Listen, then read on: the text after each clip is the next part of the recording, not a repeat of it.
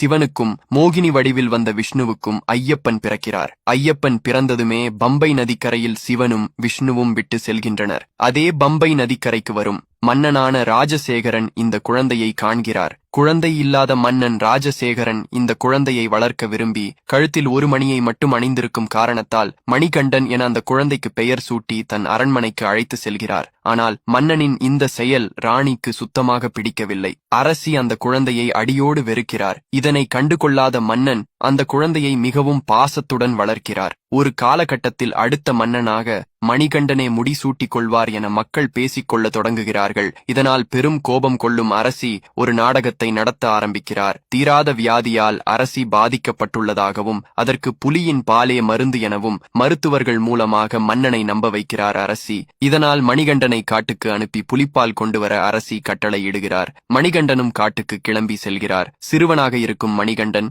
புலியால் தாக்கப்பட்டு இறப்பான் என அரசி நம்பிக்கொண்டிருக்க புலி பாலை கறந்ததோடு புலியை தன் சொந்த வாகனமாக்கி புலிப்படையுடன் மணிகண்டன் அரண்மனைக்கு திரும்பி வருகிறார். மணிகண்டன் சாதாரண சிறுவனா? பல மக்களின் எண்ணங்களில் வாழும் கடவுள் ஐயப்பன் அல்லவா அவர்? Download ShareChat.